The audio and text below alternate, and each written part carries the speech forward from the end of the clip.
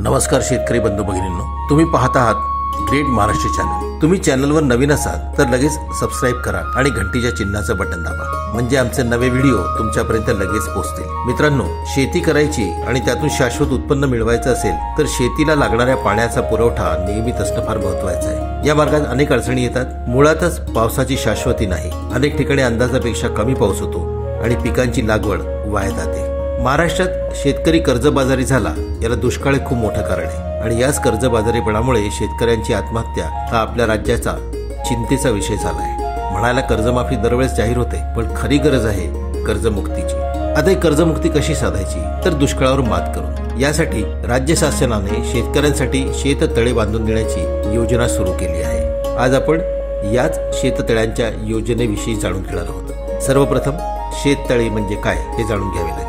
शेत जमिनीच्या उथळ म्हणजे वरील भागावरून वाहून जाणाऱ्या पाण्याचा दुष्काळी परिस्थितीत उपयोग होईल या हेतूने बांधलेल्या तळ्यास शेततळे असं म्हणतात। हे तळे नाला ओघळीच्या काठावरील वन क्षेत्रात घेतले जाते। पावसाळ्यात वाहून जाणारे पाणी अडवून साठवून ठेवून कमी पावसाच्या दिवसात शेतीला पाण्याचा नियमित पुरवठा करता यावा या उद्देशाने शेततळे बांधले जातात। जिथे विहीर खोदणे शक्य होत नाही अशा ठिकाणी शेततळे घेणे फायद्याचे असते। आता तुम्हाला प्रश्न असेल ना की नेमके याचे फायदे काय, तर पाणी अडवल्याने पाणलोट भागात जमिनीखालच्या पाण्याच्या पातळीत वाढ व्हायला मदत होते। दुष्काळाच्या वातावरणात पिकाला पाणी उपलब्ध होते। पाण्याचे नियमन करणे शक्य झाल्याने शेतीचे उत्पादन शाश्वत होते। तसेच पिकांवर औषध फवारणीसाठी शेतात पाणी उपलब्ध होते। चिबड आणि पाणसळ जमीन सुधारण्यासाठी शेततळ्यांचा चांगला उपयोग होतो। मत्स्य शेती आणि संवर्धनासाठी शेततळ्यांचा उपयोग होतो। शेततळ्यांचे दोन प्रकार असतात, एक म्हणजे नैसर्गिक घळ किंवा ओघळ अडवून आणि दुसरा म्हणजे सपाट जमिनीत खोदून। ज्या जमिनीतून पाणी पाझरण्याचे प्रमाण कमी आहे अशी जमीन शेततळ्यासाठी निवडली जाते। तसेच काळी आणि चिकण मातीचे प्रमाण जास्त असलेली जमीन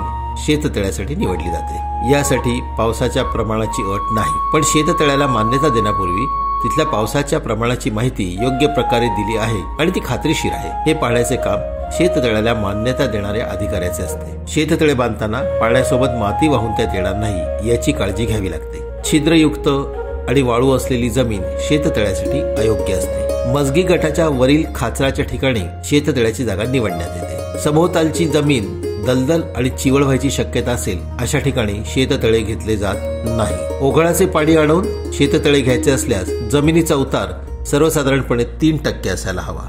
विदर्भातील भंडारा, गडचिरोली आणि चंद्रपूर या जिल्ह्यात ज्या ठिकाणी भात शेतीबरोबर मजगी बोडी तयार करण्यात येतात त्या ठिकाणी शेततळे घेण्यात येत नाही।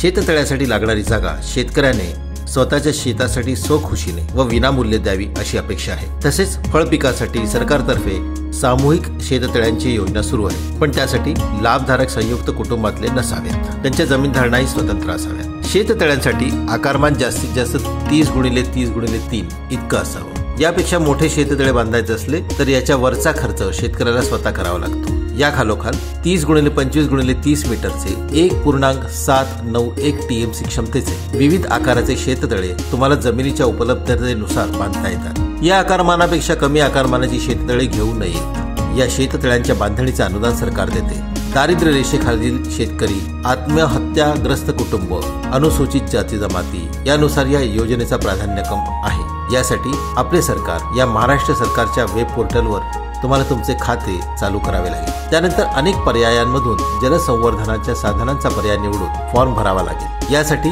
अर्जदाराकडे किमान 1.5 एकर शेती असावी। मागेल त्याला शेततळे या योजना अंतर्गत अर्ज करणाऱ्याने याआधी इतर कुठल्याही योजनेतून शेततळ्याचा लाभ घेतलेला नसावा। तसेच गावाची पैसेवारी मागच्या 5 वर्षातील किमान एकदा तरी 50% कमी घोषित झालेली असावी। सध्या कोरोनाच्या सावटाखाली राज्याच्या तिजोरीवर अतिरिक्त ताण पडलेला असल्याने नव्या सरकारी योजना काही काळासाठी स्थगित करण्यात आल्या आहेत। आर्थिक बाबतीत राज्य संकटात आहे। या कारणांमुळे शेततळे योजनेलाही काही काळ स्थगिती दिल्याची माहिती समोर येते। म्हणजे आतापर्यंत आलेल्या अर्जांना संमती मिळेल, पण नवीन अर्जांवर अंमलबजावणीसाठी काही काळासाठी स्थगिती करण्यात आलेली आहे। ही योजना पुन्हा सुरू झाली की आम्ही शेततळ्यांच्या बाबतीत शासनाच्या विविध योजनांची संपूर्ण माहिती देणारे व्हिडिओ तुमच्यापर्यंत नक्की पोहोचवू। तोपर्यंत शेततळ्याचे फायदे, त्याचे उद्देश, त्यासाठीच्या पात्रतेचे निकष आणि त्याची गरज ही माहिती तुमच्यापर्यंत पोहोचवण्याचा या व्हिडिओचा उद्देश आहे। मंडळी, ही माहिती तुम्हाला कशी वाटली आम्हाला कमेंट करून नक्की कळवा आणि माहिती आवडल्यास लाईक आणि शेअर करायला विसरू नका।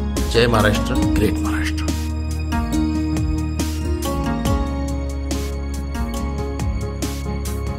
अशा प्रकारचे अनेक व्हिडिओ पाहण्यासाठी आपल्या ग्रेट महाराष्ट्र YouTube चॅनलला सबस्क्राईब करा. आपला महाराष्ट्र, ग्रेट महाराष्ट्र.